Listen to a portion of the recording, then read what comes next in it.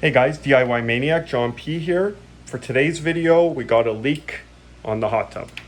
So this particular brand of hot tub is the brand Jacuzzi. And I noticed over the winter, I was getting some water coming out from underneath the hot tub. So the first thing you want to do when you're going to do an inspection is remove the service panels. So typically that'll be the front of the hot tub. Of course, every brand could be a little bit different. On my particular model, the front panel is the service panel. In order to remove it, I've already gone ahead and removed the multiple Phillips screws that you could see fasten the various panels on. To make my life easy, I removed all the panels. So once you get the screws off, the panels themselves move aside, and thus allowing you to look and access inside the hot tub where you're going to see your controller and your pumps. Now you want to be careful if you have a radio like I do on mine. As always, kill all the power before going any further and disconnecting these panels. And if you have a radio, remember it's going to be wired in. So when you pull this panel out, keep in mind there's some wires there and you'll need to disconnect it from the radio before completely removing this panel. So I'm going to go ahead and get this stuff out of the way, and then we're going to come back and I'm going to show you where my leak is. So I've gone ahead and removed the panels completely, disconnected the radio. For now, the power is still off, and we want to determine where the leak is. In this case, we could see a lot of water concentration under the right pump. If we look under the left pump, it is dry. So it looks like the water is leaking from this pump and flowing downwards with gravity. To confirm it, however, the best thing to do is turn the power back onto the hot tub and run the pumps and look for dripping water. And that's what we're going to do next. So here we are looking underneath the pump, and we could see some water dripping and pooling. As we focus out, we could see that that is part of the impeller housing and most likely a failed seal within it. So now that we confirmed that the water in fact is leaking from this pump, as we saw it dripping from underneath, let's explain why. So you have an electric motor that has a shaft that comes out of it and connects to an impeller that's in this impeller housing of the pump.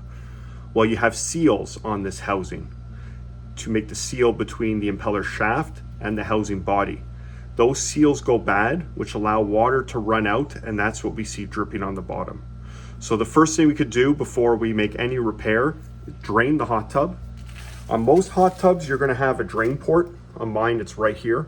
It's a hose that feeds to the lowest point of the hot tub. You open up that cap and the water will drain out. So we'll bring the water completely down, and then we'll go up about the process of removing the pump itself and how it disconnects. Once we have allowed the water to completely drain, we could go ahead and start getting the pump ready for removal. Before we disconnect any of the fittings for the lines themselves, we're going to start by disconnecting the pump strap. So this is basically the mounting strap that holds it down into place. In my particular case, it's a 1/2 inch fastener that gets removed, and thus allowing this mounting strap out of the way.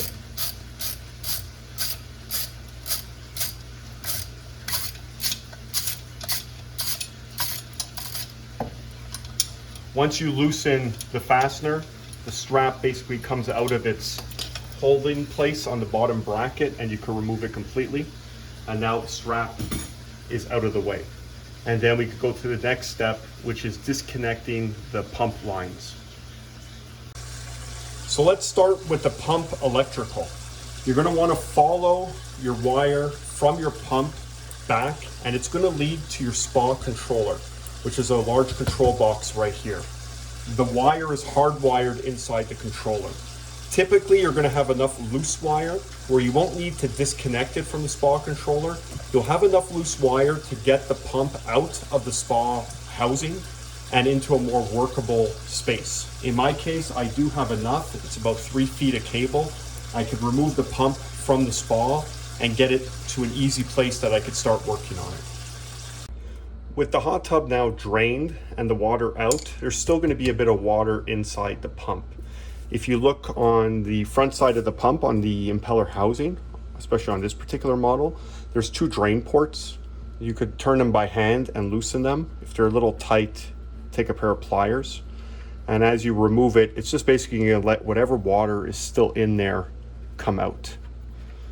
So we'll go ahead and remove those two. And as you can see, there's some water coming out of there. So we'll put those aside. Once that's done, the next disconnection we're going to have to disconnect is this air hose over here. So there's a little clamp collar on it. You squeeze it with pliers, it's like an automotive style, slide it out of the way, and then gently wiggle and pull this hose off of the hose nipple that's on the pump housing. You know, be careful when these hot tubs are older. These lines could be brittle, these nipples could be brittle, so be careful there. Now we're going to have two main disconnects to make in terms of the piping. On this particular style, we have a twist collar release. We have one line here, and if I show you in the back, we have another one back here, and it's basically counterclockwise or lefty-loosey. If it's really tight to get off and you can't get it off by hand, which most likely it's going to be, a large pair of channel locks or even an oil filter wrench comes in really handy for that. So I've already gone ahead and loosened them. So you just twist it until that connection is broken as such. And we'll do the same thing on the back one.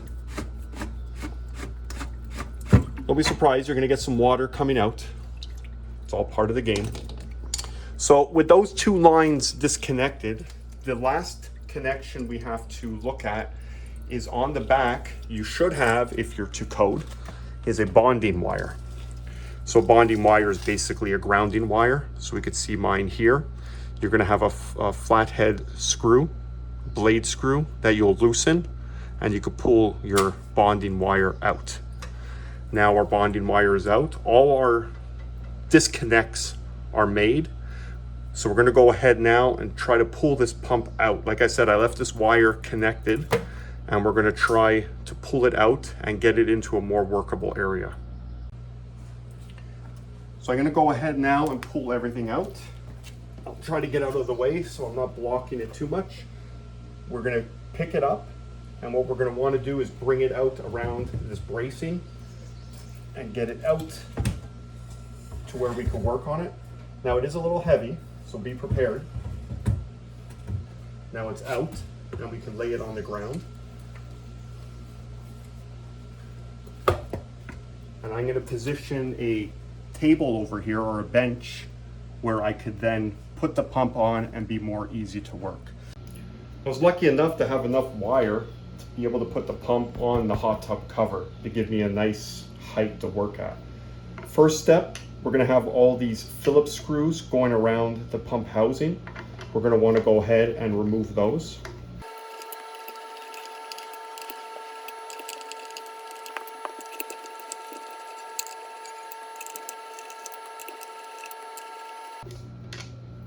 So with those screws removed, we're going to need to now separate the housing cover from the housing itself. It might be on there a little tight. I'm going to bring you guys in to show you a hitting point or a hammering point to separate it. So if you look on the back side, you have these little raised areas that give you a bit of a seating to hit with a hammer, or preferably a rubber mallet. And you're going to hit there, and that's going to separate. If you use a screwdriver as well with a hammer to help you get there. So let's go see how that works. Put you guys back down.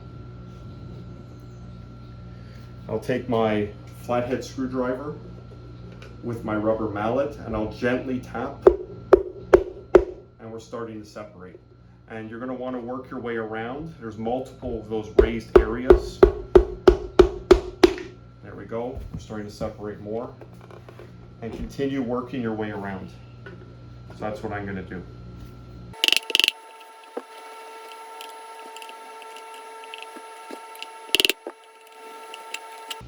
So it's a little bit difficult. So as you saw, I used both the flathead screwdriver on those raised areas to get a good purchase on it, to hit it off. And I also used the screwdriver as a pry bar to pry them apart. Definitely be careful when you're working in there. There is a rubber O-ring, which I'm hoping is a replacement part with the seal kit when we buy it for the pump, but I guess we'll find out. Because you definitely, if you're going to reuse that rubber O-ring, you don't want to damage it. So now we have the housing cover off the housing, and we're now able to see the impeller itself. So the next step is we're going to have to remove the impeller from the shaft. First step is the wiring. We're going to want to remove the cover for the main wiring. Once again, I'm hoping by now your power is off. Definitely make sure it's off. So you have a little flathead screw. There's two of them. Loosen one, completely remove the other. The cover comes off. We put those aside. And we're going to look now inside the electrical part, and there's all the connections. So we have our two hots, our neutral and our ground, and they're all held on with spade connectors except for the ground, which is held on with a Phillips screw with a ring eyelet connector. So we'll go ahead and do that one first. Remove that screw, which releases the ground. Now the good thing is when you're making a YouTube video, and the good thing for you guys that are making this is we're going to know where those wires go when it's time to put them back. So I'll give you a close-up view, and then I could use it for my own reference after. And there we go. So I got a pair of linesmen. You could use needle nose, whichever pliers you need. Grab onto them, maybe give them a little wiggle, and pull them right off. So there's our red. I'll go ahead now and do the yellow. Yellow's off. And then finally the last one is the black one. You gotta be a little firm with it. And now they're all off. So our wires are all disconnected, and we have the video showing where they reconnect.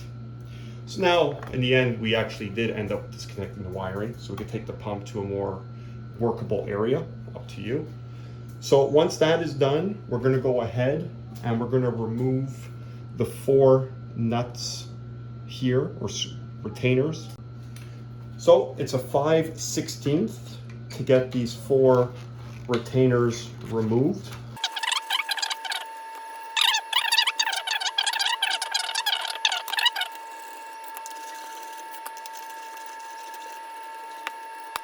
What we have up here is this plastic cap that you remove. You can take a flathead screwdriver, and what we're going to do is we're going to pry it out. And what that does now is that exposes the end of the impeller shaft. And if you look inside, there's a large slot in it. Well, what do you think is going to go in that slot? Large flat blade screwdriver to hold the shaft from turning. We need to now unscrew the impeller from its shaft because it is screwed on. So we'll take a very large flathead screwdriver. We'll use it to hold the shaft from turning. See, if I turn the screwdriver, the impeller turns. And then if you're strong enough with your hand, I doubt very much we're going to be able to loosen it by hand. We could probably then again take channel locks, but be very careful. This is plastic. We don't want it to break. I have the pump now on the workbench. So as I said, we go on the opposite end of the pump. We take our large flat blade screwdriver, hold it into the slot in the end of the shaft, the impeller shaft. And, you know, channel locks, I like using the oil filter wrench. I find I get a good purchase on it. And with this particular pump, always look in the manual for your pump as it may be different. It's a standard thread. So righty-tighty, lefty-loosey. So in this case, we're going to go counterclockwise to loosen it. And, you know, it's going to be on there a little tight, so you have to give it a little muscle. And once we do that, at least get it free. As such, we should now be able to turn by hand and remove it the rest of the way.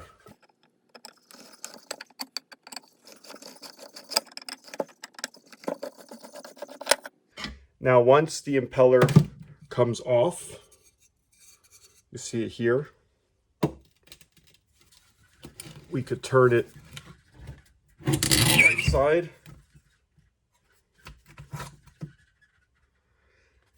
And here's what we have. I'll show you piece by piece. Here we have the impeller housing, or the wet unit as they call it. So everything after the electrical motor. So let's look at our first seal. Contained within the housing is a ceramic seal that's pressed in hand tight with a rubber around it. So we need to get that out. To remove that, if you turn it over, there is a bit of a gap here where you could get a bit of a purchase onto the seal with a flathead screwdriver.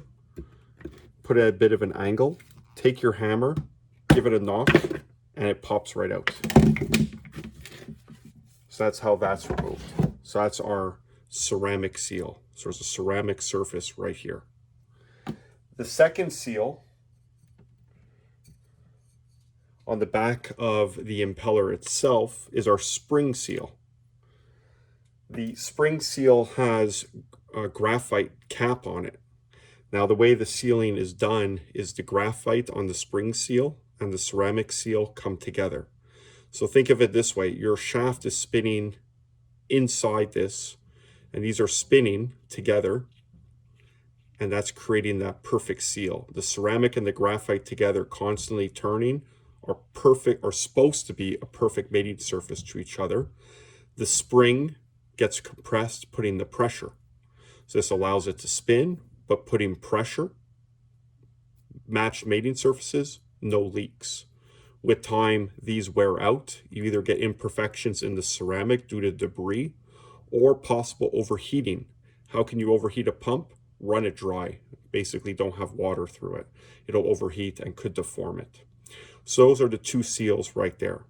So when you go out to the pool supply place, you have to get the right seal for your pump. So it's important to go with your pump model, and they'll be able to give you the adequate part that you need.